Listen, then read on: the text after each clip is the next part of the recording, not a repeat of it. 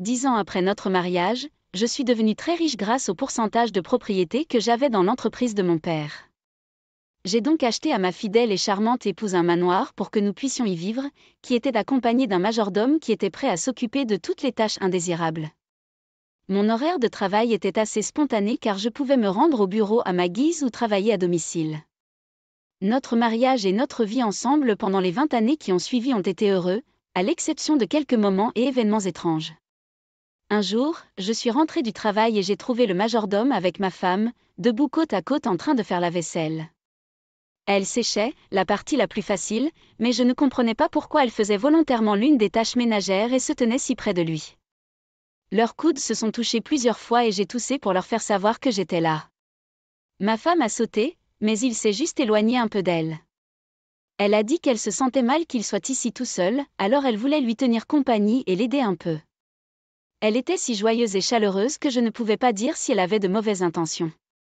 Une autre fois, je suis rentrée à la maison pour la trouver en train de se prélasser dans la piscine avec le majordome en train de jardiner et de la regarder.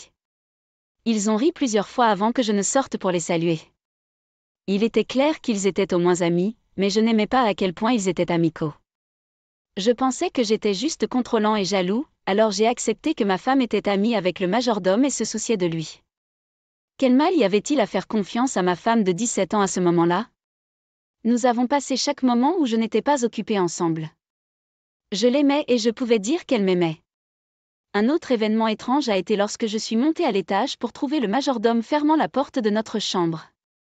Cela faisait des heures que je n'étais pas à l'étage parce que ma femme dormait encore. C'était étrange, et je lui ai demandé si elle l'avait appelé.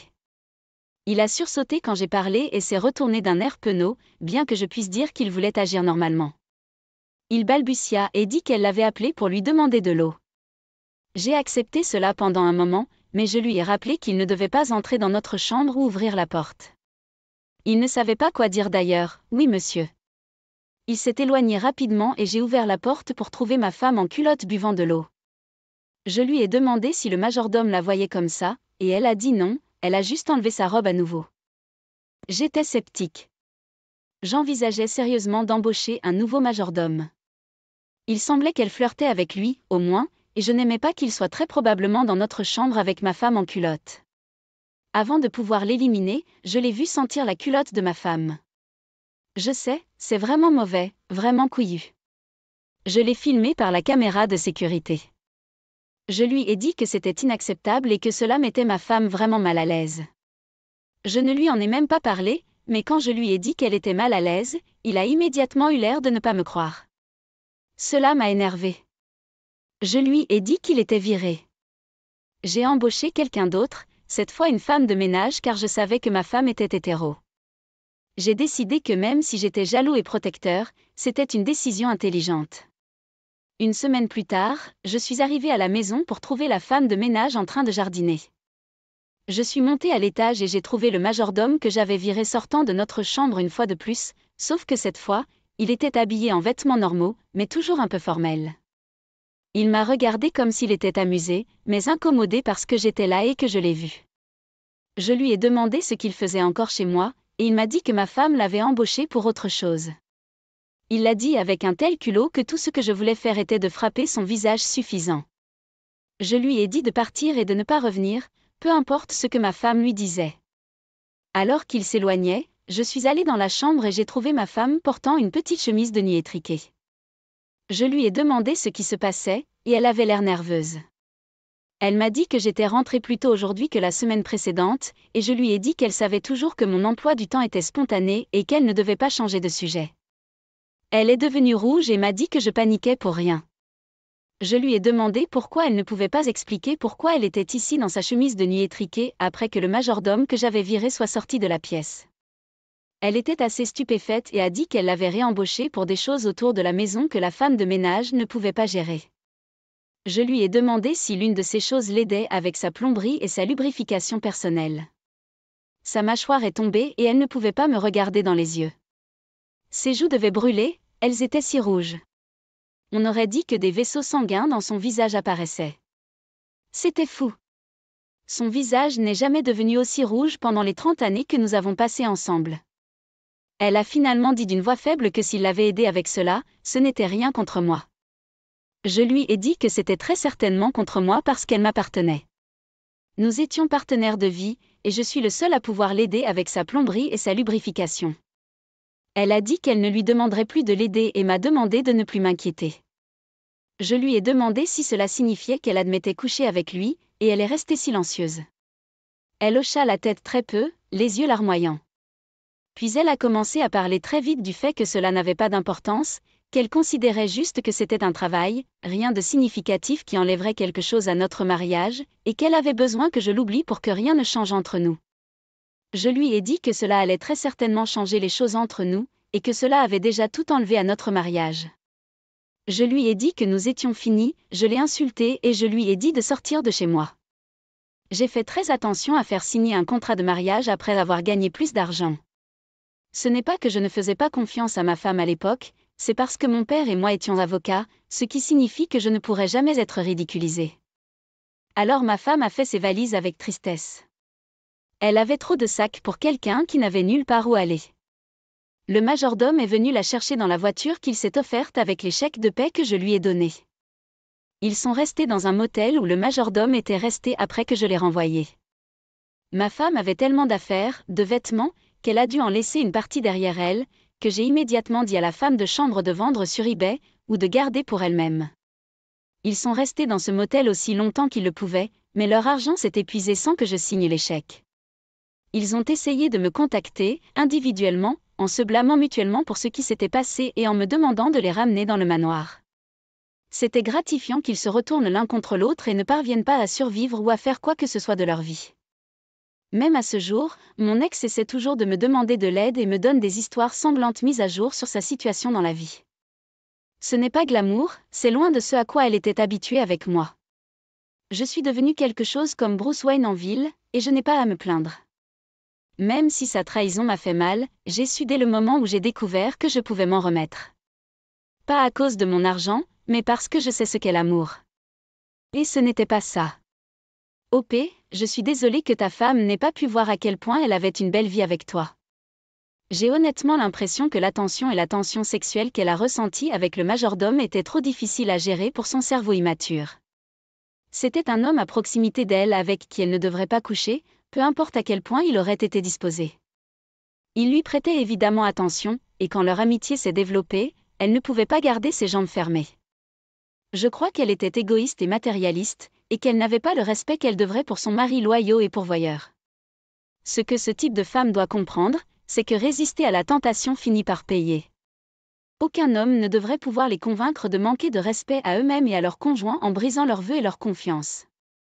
Je ne sais pas ce qui s'est passé dans la tête de votre femme, mais nous sommes tous là pour vous offrir votre soutien. Passons maintenant à notre deuxième histoire pour aujourd'hui. Un jour fatidique, alors que ma femme est allée travailler, elle a oublié son téléphone. J'en ai profité pour le vérifier et j'ai été consternée par ce que j'ai trouvé. J'aurais dû savoir ce qui se passait, car ma femme, 25 ans, était extrêmement excitée à l'idée d'aller travailler soudainement. Elle a dit que c'était parce qu'elle était devenue responsable d'une tâche commerciale qu'elle aimait vraiment. C'était un peu comme concevoir des images abstraites différentes chaque jour pour une newsletter. Moi, 28 ans, je l'ai cru.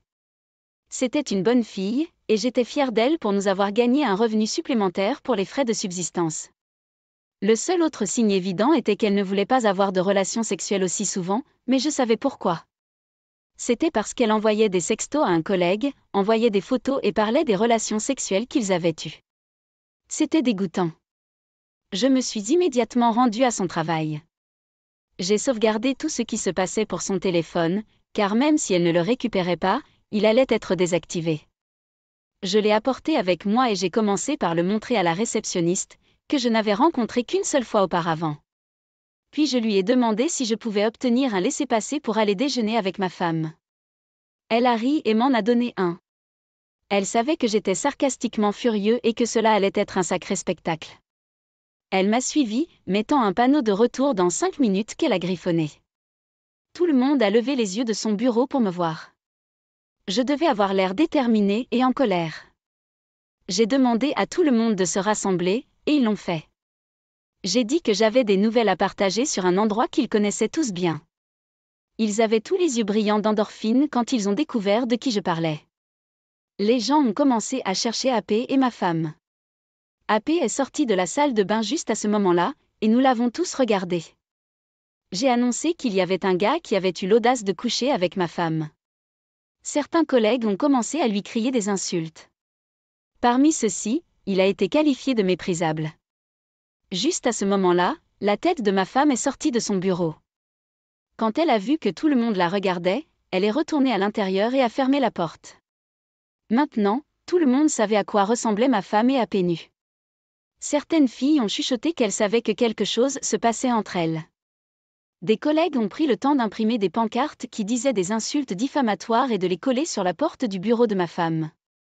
Je les ai remerciés pour leur créativité et je suis partie, me demandant où était le patron qui avait permis à tout cela de se produire. Quand ma femme est revenue à la maison, j'avais déjà changé les serrures. Elle a emmené les affaires que je lui ai laissées chez AP. Ils ont tous les deux quitté leur emploi ce jour-là et sont partis honteusement. Dans notre ville, il n'y avait qu'un seul employeur majeur pour environ la moitié de la population.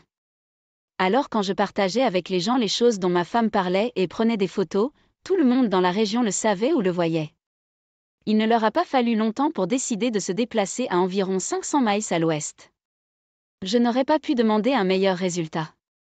Comme elle a quitté l'État, notre divorce a été rendu définitif par la poste. Elle ne m'a rien demandé, Dieu merci, mais j'aurais pu prouver son infidélité de toute façon. Elle en avait fini avec moi et le passé embarrassant qu'elle essayait d'oublier. Je ressentais la même chose pour elle et je ne pourrais pas être plus heureux du choix que j'ai fait. OP, je suis désolé que votre femme se soit comportée comme une tricheuse de bureau indigne de confiance. Il est difficile d'aller aussi bas qu'une personne qui trompe son conjoint tout en utilisant sa fiducie pour gagner un revenu pour la famille. À quoi travaillent-ils si ce n'est pour améliorer la vie qu'ils ont à la maison? S'ils croient honnêtement que la personne avec qui ils commencent une liaison au travail ou ailleurs est meilleure que le conjoint qu'ils ont à la maison, ils se trompent. L'herbe peut sembler plus verte de l'autre côté. Trouver une personne avec un nouvel ensemble de caractéristiques, de problèmes, d'habitudes, d'objectifs et d'intérêts est totalement inutile. Ce n'est qu'une honte lorsqu'un mariage ou une union se termine parce qu'un conjoint pensait qu'il trouvait mieux chez quelqu'un d'autre ou pensait simplement qu'il pouvait gérer sans effort deux relations sérieuses. En réalité, le seul motif de divorce, la bonne façon de mettre fin à un mariage, est lorsqu'une personne ne peut absolument pas ou ne veut pas communiquer honnêtement avec l'autre personne. Merci d'avoir partagé cette histoire. J'apprécie votre courage et votre confrontation audacieuse. Merci d'avoir pris le temps d'écouter les histoires d'aujourd'hui. Si vous avez aimé écouter, n'hésitez pas à aimer et à vous abonner si vous ne l'avez pas déjà fait. Commentez également ci-dessous avec vos réflexions sur ce qui s'est passé. Prends